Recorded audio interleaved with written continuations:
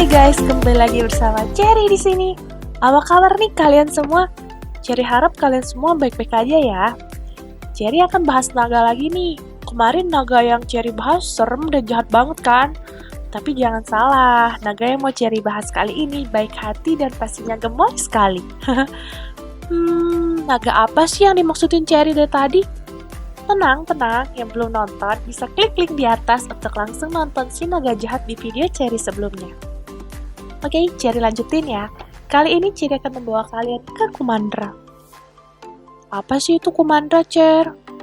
Kumandra adalah salah satu negeri yang ada di film Raya and the Last Dragon yang sangat indah dan kental akan nuansa Asia. Film Raya and the Last Dragon ini adalah salah satu film terbaru dari Disney yang baru saja tayang 3 Maret kemarin. Film ini disutradarai oleh Don Hall dan Carlos Lopez Estrada yang kemarin sukses dalam menggarap salah satu film Disney lainnya yang cukup terkenal. Kalian tahu kan Moana? Ya tuh, itu karya mereka berdua. Pantesan ya, Raya dan Moana kayak ada mirip-miripnya gimana gitu. Gimana nih, kalian udah penasaran belum? Yuk siapin cemilan-cemilan kalian untuk nemenin kalian nonton video ini. Sebelum nonton, jangan lupa ya untuk like video ini kalau kalian suka dan jangan lupa untuk subscribe ke Cherry. Daripada tanya-tanya terus, yuk pantengin terus ceritanya.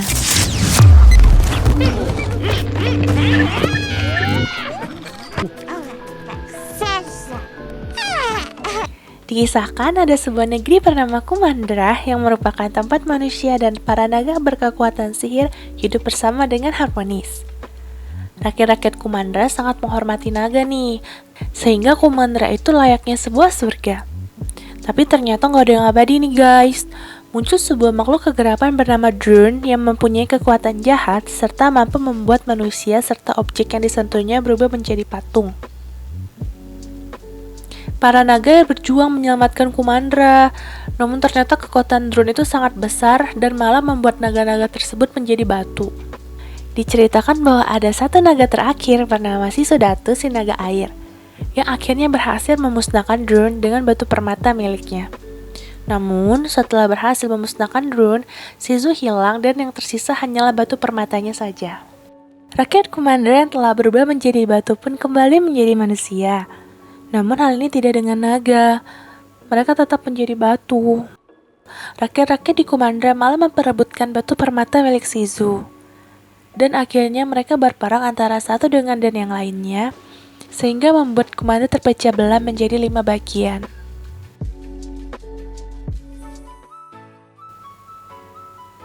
"500 tahun pun berlalu. Sin berpindah ke tokoh utama kita Raya, seorang putri dari klan Hati dan sahabatnya Tuk-Tuk. Di mana sejak kecil Raya diajarkan oleh ayahnya Benja untuk menjadi penjaga batu permata Sisu. Ayahnya sangat yakin bahwa suatu saat Kumandra bisa bersatu kembali seperti dahulu kala.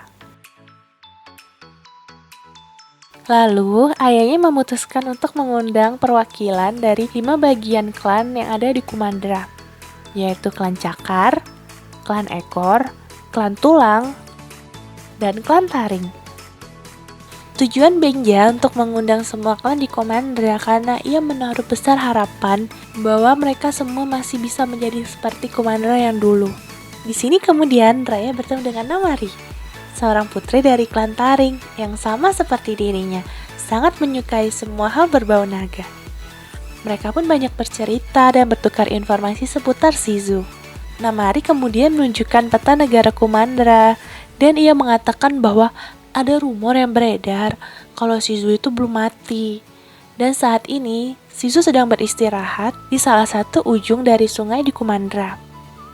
Dan kemudian Namari pun membelikan kalungnya yang berbentuk naga Sisu sebagai hadiah kepada Raya. Di sini Raya menjadi percaya dengan Namari dan kemudian menunjukkan letak di mana permata Sisu yang disembunyikan dan dijaga mati-matian oleh klan Hati. Namun ternyata Namari beserta klan Taring udah merencanakan untuk mencuri permata tersebut dengan menggunakan Raya sebagai umpan. Namari pun kemudian memberikan tanda keberadaan permata dengan menggunakan petasan. Begitu melihat tanda yang diberikan Namari, seluruh klan Taring pun segera menuju lokasi tersebut dengan diikuti dengan semua klan lain yang juga menginginkan permata Sisu. karena mereka semua menganggap permata itu bisa mendatangkan kemakmuran. Di sini, ayah Raya berusaha meyakinkan semua klan bahwa mereka bisa menjadi Kumandra yang dulu lagi dengan cara bersatu dan membangun dunia yang lebih baik. Namun, salah satu dari klan Tareng memanah Benja dan membuat kakinya terluka, sehingga membuat celah untuk klan-klan lain memperebutkan permata Shizu. Hingga akhirnya permata Shizu pun jatuh dan pecah menjadi 5 bagian. Dengan pecahnya permata Shizu membuat tempat tersebut runtuh dan juga membuat drone lepas kembali. Ternyata nih guys, selama ini drone semacam disegel gitu oleh Shizu menggunakan permatanya. Sehingga apabila permatanya hancur ataupun pecah, segelnya pun hilang dan membebaskan drone kembali. Drone ini mempunyai 2 kelemahan nih guys, yaitu air dan sihir yang terdapat pada batu permata Shizu. Kemudian mereka bergegas lari dari kejaran drone. Karena kakinya yang terluka, Benja tidak dapat berlari dari kejaran drone. Ia pun mengorbankan dirinya, namun sebelum itu ia menyelamatkan anaknya terlebih dahulu dengan melemparkan Raya ke sungai. Akhirnya sebagian besar penduduk dari klan Hati pun berubah menjadi batu. Scene kemudian berpindah menjadi 6 tahun setelah kejadian terbebasnya drone. Raya sudah menjadi gadis cantik dan mempesona. Raya masih mempercayai apa yang dikatakan oleh Namari bahwa sebenarnya Shizu itu masih hidup. Dengan bermodalkan peta milik Namari yang dicurinya, ia dan Tuk-Tuk terus berusaha mencari keberadaan Shizu di setiap ujung sungai di Kumandra.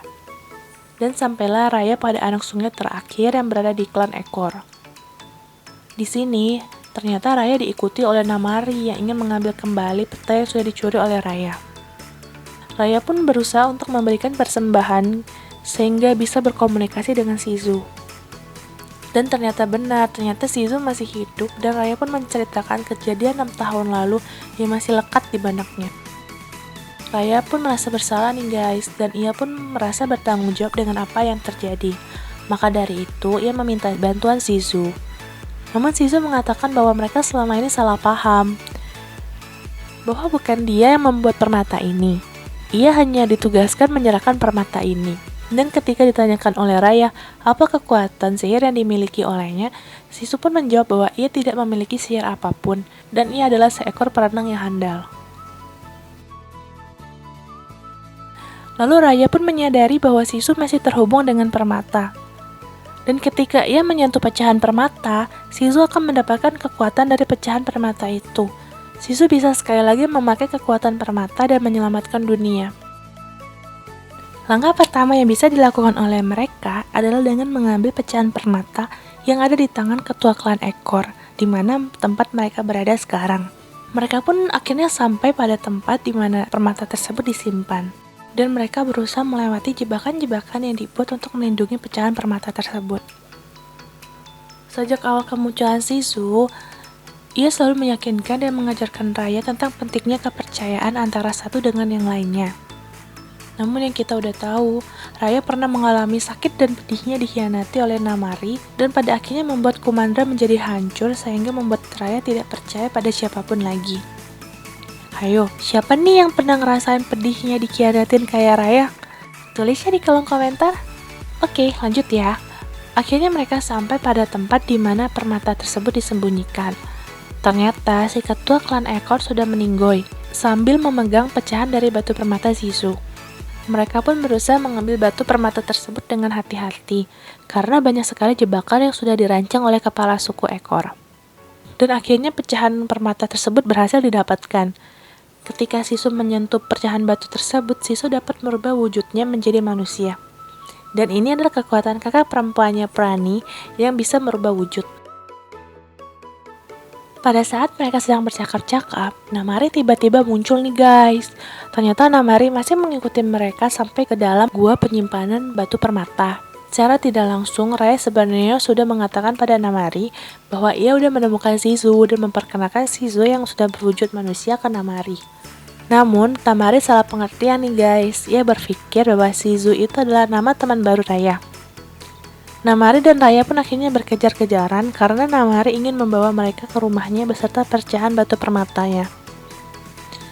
Raya pun kemudian berusaha menyelamatkan dirinya dan Shizu. mereka pun akhirnya sampai ke atas kapal dimiliki oleh Bone, seorang anak kecil satu-satunya yang tersisa dari klan Ekor. Bone tinggal di kapal seorang diri karena keluarganya sudah menjadi batu, dan ia membuka tempat makan kecil-kecilan di kapalnya itu.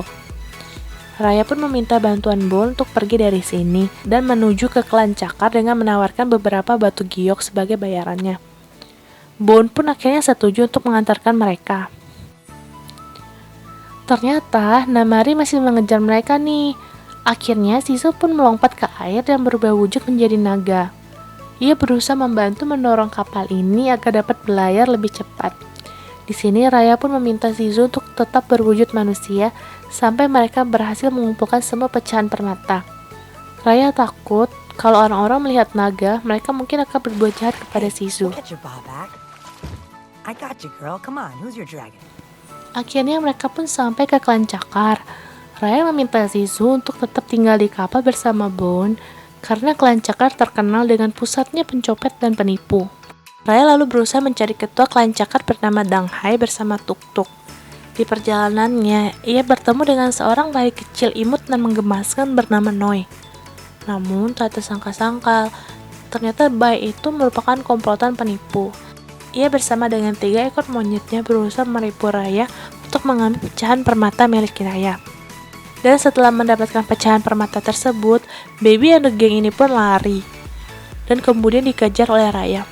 Berkat kelincahan dari Raya, akhirnya Noi dan 3 ekor monyetnya pun tertangkap. Ternyata keluarga si bayi itu juga telah menjadi batu, dan ia sendirian ditemani oleh 3 ekor monyetnya selama ini. Raya pun menawarkan sebuah pekerjaan kepada mereka untuk mengalihkan perhatian penjaga di rumah Dang Hai. Di lain sisi, Shizu akhirnya memutuskan untuk menyusul Raya. Ia tetap pada keyakinan awalnya untuk berbicara baik-baik dan memberikan hadiah untuk Dang Hai. Akhirnya Bone pun mengatakan bahwa Shizu bisa berhutang kepada penjual di sana. Dan, voila, Shizu pun pergi mencari banyak sekali hadiah untuk Dang Hai. Penduduk klan Cakar pun akhirnya marah karena Shizu adalah orang baru dan mereka takut kalau Shizu tidak bisa membayar mereka. Di tengah-tengah keributan, datanglah seorang nenek tua yang kelihatannya sih ramah. Ia pun berusaha membantu Shizu.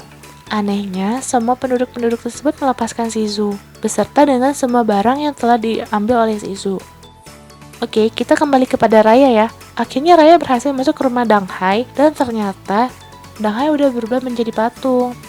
Lalu seorang pekerja di sana mengatakan bahwa potongan permata mereka sekarang sudah berada di tangan ketua baru yang paling kejam. Ternyata si nenek adalah ketua dari klan Cakar yang baru. Ia pun menipu Shizu dengan cara mengantarkan Shizu keluar dari klan Cakar di mana tempat drone berada. Untungnya, Raya datang dan segera menyelamatkan Shizu. Raya pun merebut batu permata milik ketua klan yang baru. Ternyata pecahan ini mengandung kekuatan adik lelakinya, Jagan, si naga pembuat kabut. Shizu pun mengeluarkan kabut untuk mengalihkan perhatian dari si nenek itu. Dan akhirnya mereka pun bergegas menuju kapal untuk segera melarikan diri. Jangan salah, Baby and the Gang pun ikut bersama mereka. Jadi makin ramai deh pasukannya. Perjalanan Raya kemudian dilanjutkan menuju klan Tulang. Sesampainya di klan Tulang, Shizu segera mengambil bubur yang telah dibuat oleh Bone dan turun menuju ke base camp klan Tulang. Raya pun segera menyusul Shizu dan meminta yang lainnya untuk tetap di kapal. Namun, ternyata mereka masuk ke dalam perangkat yang telah dibuat oleh klan Tulang dan akhirnya mereka ditangkap oleh Tong, salah satunya prajurit yang tersisa di suku Tulang. Mereka akhirnya ditolong oleh Tuk Tuk dan yang lainnya. Bone mengatakan bahwa di luar orang-orang dari klan Tarik mulai mencari Raya. Akhirnya Raya meminta seluruh anggota timnya beserta Tong untuk kembali ke kapal, dan ia sendiri akan berusaha mengalihkan perhatian Namari dan pasukannya. Raya pun akhirnya buy one nih dengan Namari. Namun ternyata Namari sangat kuat dan membuat Raya tersudut. Melihat Raya yang terjatuh karena dihajar terus oleh Namari, Shizu pun kemudian memutuskan berubah menjadi naga dan menyemburkan kabut untuk menyelamatkan Raya.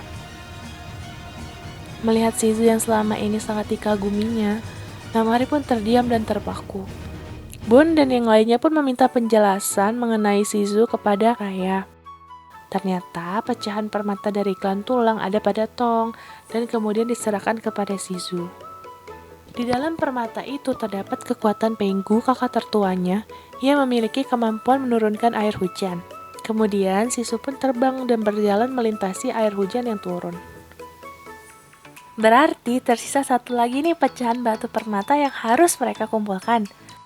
Sisu pun membawa Raya kembali ke klannya, klan Hati di mana kejadian 500 tahun itu dimulai. Ia kembali menceritakan kepada Raya bagaimana usaha saudara-saudaranya untuk memusnahkan drone.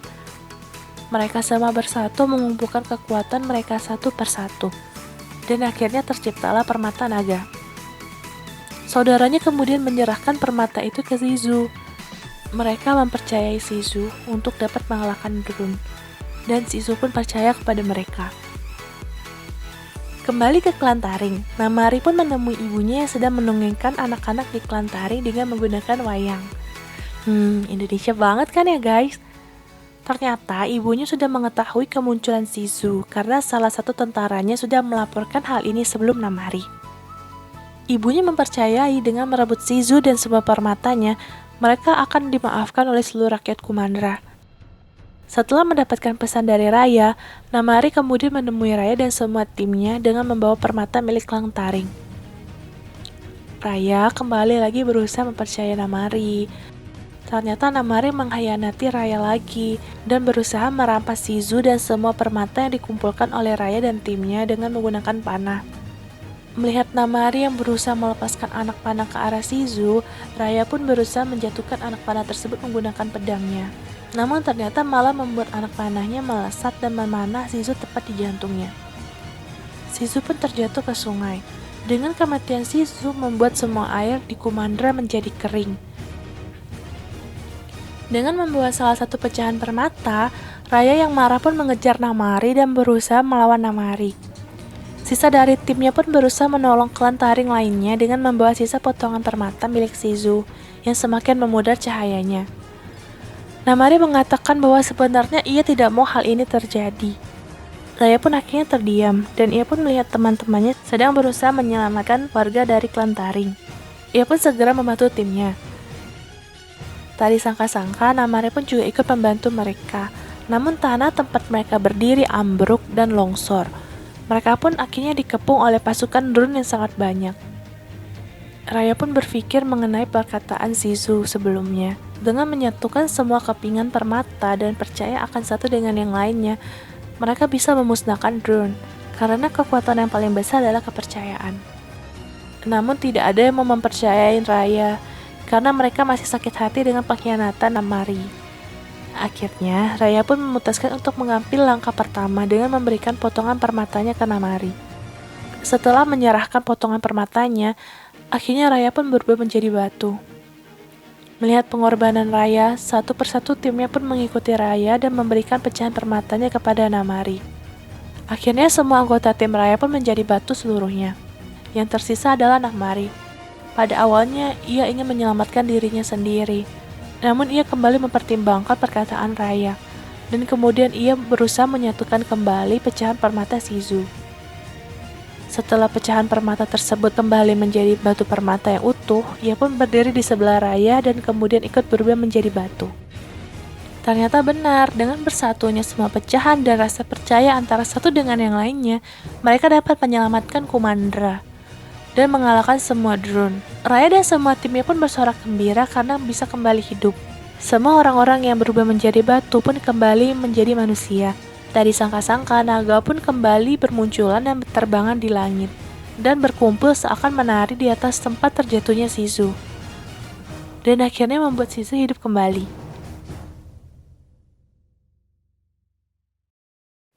Sisu pun kemudian menemui Raya dan mereka semua pun berpelukan. Raya pun segera kembali ke rumahnya. Ia sangat rindu dengan ayahnya. Ayahnya terkejut melihat Sisu. Sisu pun berkata bahwa anakmu sangat membanggakanmu. Dan aku harap kau tidak keberatan kalau putrimu ini membawa beberapa teman. Lalu teman yang dimaksud oleh Sisu ini adalah perwakilan dari semua klan yang ada di Kumandra, yang sekarang sedang menjadi satu kesatuan seperti apa yang dimimpikan oleh ayahnya. Dan cerita Raya and the Last Dragon ini pun berakhir. Gimana nih guys? Seru banget kan filmnya? Emang ya semua film animasi dari Disney itu nggak pernah mengecewakan. Visualisasinya tuh bagus banget. Kita dibawa ke dalam nuansa yang sangat familiar, yaitu nuansa Asia Tenggara, yang bisa kita rasakan dari awal film sampai akhir film. Mulai dari desain bangunan, pakaian, makanan, sampai ke wayang.